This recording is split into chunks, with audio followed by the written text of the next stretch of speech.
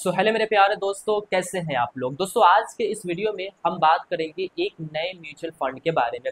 यानी कि मार्केट में एक नया इन्फो आया है। आए दिन देखा जाए तो रेगुलर हमें नए नए इन्फो देखने को मिलते रहते हैं, लेकिन मैं उन्हीं इन्फो के बारे में वीडियोस बनाता हूं जो मुझे इंपॉर्टेंट लगता है, जो आपके लिए काम की चीज़ हो सके। तो चलिए बिना देर किए हुए आज के इस वीडियो को हम शुरू करते हैं। चैनल पे आप नए हैं तो हमारे इस चैनल को वारिस ऑफ फ्रेंड्स को सब्सक्राइब कीजिए, फ्रेंड्स जुड़े सभी वीडियोस को देखने के लिए। आज हम जिस इन्फो के बारे में बात करने वाले हैं उस इन्फो का नाम हमें देखने को मिलता है Bajaj Finserv large cap fund. ठीक है, यहाँ पे एएमसी कंपनी का जो हमें नाम देखने को मिलता है वो है हमें बजाज फिनसर्व, यानी कि बजाज की तरफ से इस फंड को जो है वो लॉन्च किया गया, इस म्यूचुअल फंड को लॉन्च किया गया। ठीक है, यहाँ पे क्या है, लार्ज कैप। ठीक है, तो इसके बारे में मुझे आपको बताने की ज़रूरत नहीं है, फिर भी मैं बेसिक बता देता हूँ। हो सकता है कोई ऐसा व्यक्ति देख रहा हो जो म्यूचुअल फंड के बारे में कम जानता। लार्ज कैप कहने का मतलब ये हुआ कि ये ऐसी कंपनी के अंदर में आपके पैसे को इन्वेस्टमेंट करेगा। यानी कि आप बजाज वाले भैया को देंगे कि लीजिए हमारे पैसे को इन्वेस्टमेंट कीजिए, तो ये ऐसी कंपनी में आपके पैसे को इन्वेस्टमेंट करेंगे जो कंपनी हमारे भारत की सबसे बड़ी वाली कंपनी हो। हमारे भारत से 100 ऐसी कंपनी को चुना जाता है जो मार्केट कैपिटलाइजेशन के हिसाब से, यानी कि पैसे के हिसाब से सबसे बड़ी वाली कंपनी हो। तो वैसी कंपनी के अंदर में आपके पैसे को यहाँ पे इन्वेस्टमेंट किया जाएगा, जहाँ पे आपको बहुत ही कम रिस्क देखने को मिलता है और रिटर्न्स जो है वो 12-13% के आसपास आपको आसानी से देखने को मिल जाता है। तो चलिए मैं आपको इस फंड के बारे में बेसिक डिटेल्स बता देता हूँ।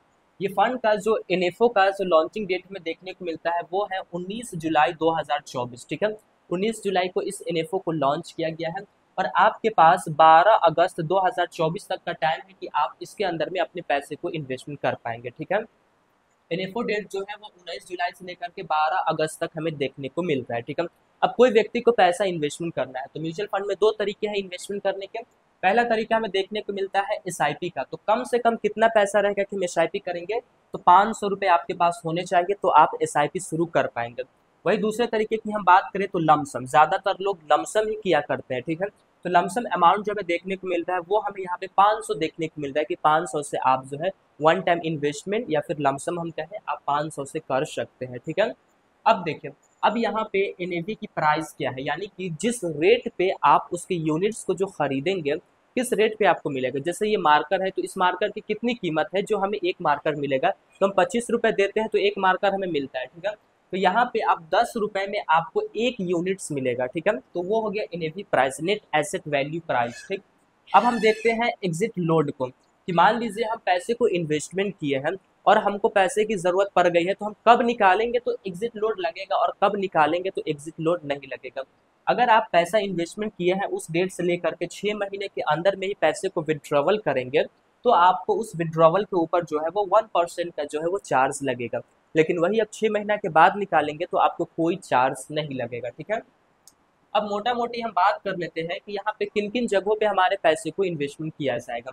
देखिए, मैंने होल्डिंग्स का मतलब ये होता है कि हमारे पैसा का कहाँ कहाँ होल्डिंग्स रहेगा, किस किस जगहों पे इन्वेस्टमेंट किया जाएगा। ठीक है, तो लार्ज कैप, जैसा कि हमने आपको बताया कि हमारे भारत की 100 बड़ी बड़ी कंपनी में से जो पैसा जाएगा वो हम पैसा इन्वेस्टमेंट करेंगे, उसका मिनिमम 80% तो लार्ज कैप के अंदर में जाएगा ही। ठीक है, जो कंपनी बता रही है बजाज फिनसर्व ये कह रही है कि 80% जो आपका पैसा रहेगा, 80% वो हम बड़ी बड़ी कंपनी में इन्वेस्टमेंट करेंगे और ये चांसेस है कि हम इसको बढ़ा करके 100% तक भी कर सकते हैं, यानी कि पूरा का पूरा पैसा हम लार्ज कैप में भी डाल सकते हैं। ठीक है, अब देखिए ये एक चीज़ की होल्डिंग्स हो गई है, लेकिन यहाँ पे और भी हमको ऑप्शंस दिए जा रहे हैं, जैसे कि लार्ज कैप हो गया, अदर इक्विटी एंड डेप्ट। अदर इक्विटी कहने का मतलब ये हो गया कि लार्ज कैप के अलावा आपके पैसे को मिड कैप में भी इन्वेस्टमेंट किया जा सकता है, स्मॉल कैप के अंदर में भी इन्वेस्टमेंट किया जा सकता है। एंड डेप्ट, डेप्ट मतलब कि जो कंपनियां लोगों को लोन दिया करती है जहां पे आपको ज़्यादातर फिक्स्ड रिटर्न्स मिलते हैं, वहां भी आपके पैसे को इन्वेस्टमेंट किया जाएगा। कितना किया जाएगा,